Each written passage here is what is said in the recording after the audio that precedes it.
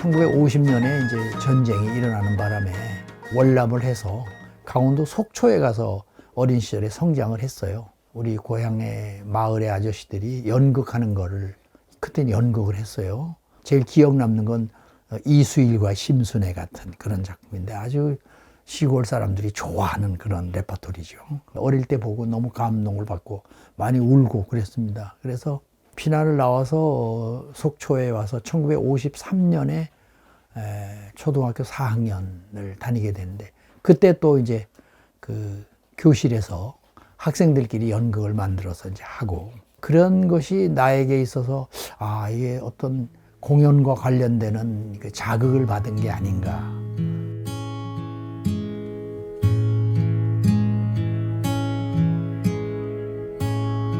고등학교 2학년, 3학년 다닐 때 영화를 하고 싶었어요.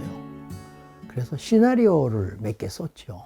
그 중에 한 작품은 당선되기도 하고 고려대학에 입학한 후에는 희곡을 주로 썼죠.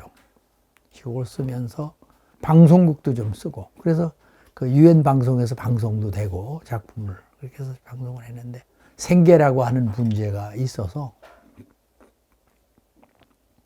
도저히 뒷받침이 안 되니까 말하자면 학계로 가게 된 거죠.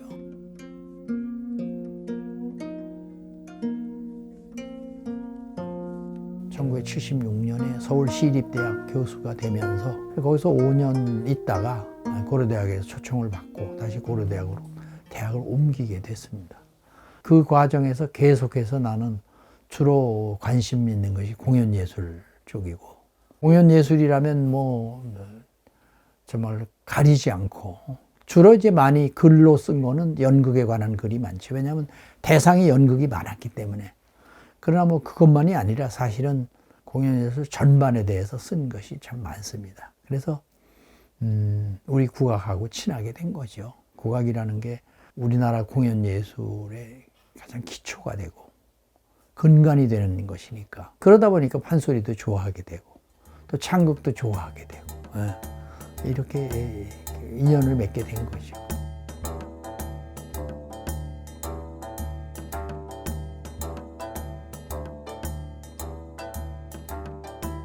국문학에 나오는 국악 관련이 많잖아요. 그죠? 예를 들면 판소리. 그러면 판소리는 글로다가 그 만든 판소리보다 현장의 판소리가 더 학생들이 알아야 되지 않아요? 또 민요 그러면 그건 직접 부르는 걸 알아야 들을 수 있어야 되잖아요. 그래서 제가 국문과에 교수로 있을 때는 우리 학생들에게 반드시 외부의 전문가를 초청해서 그거에 해당되는 시간에는 그걸 들려주는 걸로. 그래서 이제 백대훈 교수에게 부탁해서 그 한국예술종합학교 전통원의 교수님하고 전문가가 와서 반주를 해주고 직접 수업 시간에 들려주고 그리고 강의가 되도록 그렇게 해서 그래서 우리 고대 국문과를 나온 학생들은 전통 예능에 대해서 굉장히 소양이 깊습니다.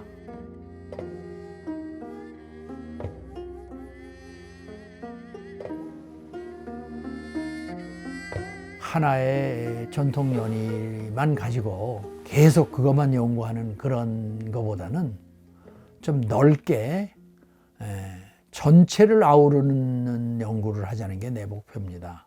그래서 내가 한국예술종합학교의 전통원에 가서 연희과라는 걸 만들었거든요. 그 연희과의 강의를 맡게 된 건 그렇습니다.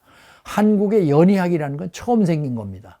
이건 또 독특한 것이 중국의 영향을 받았지만 중국하고 같지도 않고 또 우리가 일본에 영향을 끼쳤지만 일본은 우리와 같지도 않고 그러니까 한중일 삼국이 각각 서로 영향을 주고받았지만 다른 그런 전통 예능의 양식을 갖고 있는 건 대단히 재미있는 것이고 그래서 세계적으로 이 동양 삼국이 주목을 받고 있는 거예요.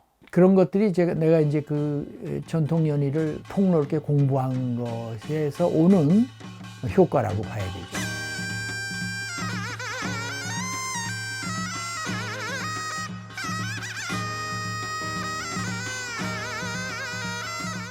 삼국유사에 나오는 초용 이야기를 가지고 무용극을 한 2번 정도 만들었죠.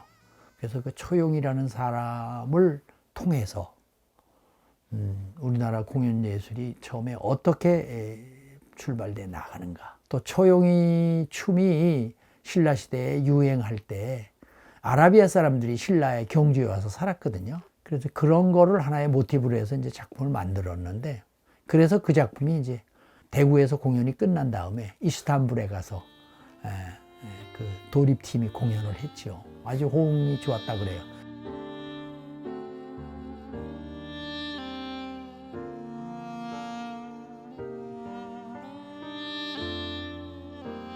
국악원에서 먼저 공연한 거는 이제 제가 그 현장을 조사하면서 알게 된 유명한 우리의 국악의 파트너였던 박석기라는 분이 계세요. 그분이 그 동경대학 불문과를 나왔으면서도 관리가 되라는 걸 포기하고 고향에 돌아와서 지실음악당이라는 음악학교를 했어요. 왜 일제시대에 그런 어려운 일을 했는가? 자기 돈으로. 그건 뭐냐면 우리의 민족 음악이 없어지는 것, 국악이 없어지는 것을 방지하기 위해서 자기가 학교를 만들어 직접 가르쳐줬죠. 그래서 그 박석기 선생 이야기를 엮어서 국립국악원에서 한번 그 박석기를 만나다라는 작품을 하나 했고요.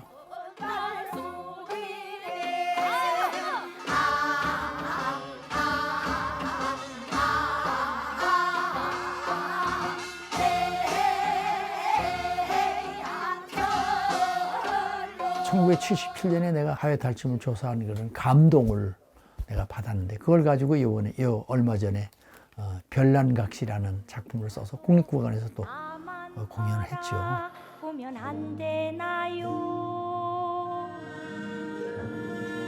이 마음 비추는 저달 바라보며. 대단한 감동이 있죠. 그게 책상에 앉아서 작업할 때보다 실제 그게 무대화되는 건 너무나 기쁘죠. 학생 시대에 꿈꾸었던 작가의 꿈을 다 이뤘다고 할 수는 없지만, 그래도 공연 예술이라는 게 참 중요하다 하는 걸 알게 됐고.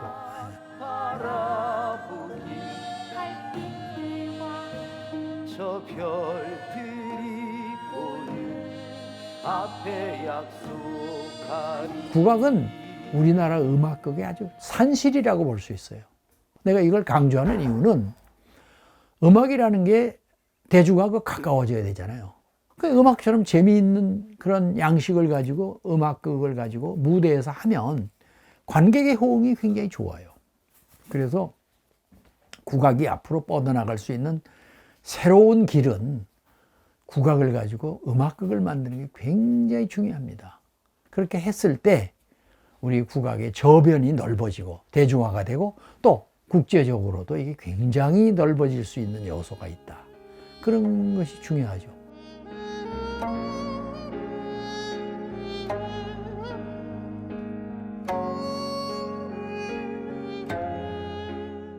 우리 전통음악이 조금 더 수준 높은 음악으로 정립되기를 바라요. 근래에 와서 우리 전통음악이 많이 무너진다고 하는 느낌을 받아요. 제가 이제 나이를 먹어서 그런지 몰라도 특히 그런 걸 많이 느끼고, 더불어서 전통음악인으로서의 자존심과 그런 자부심을 절대 잊어서는 안 된다.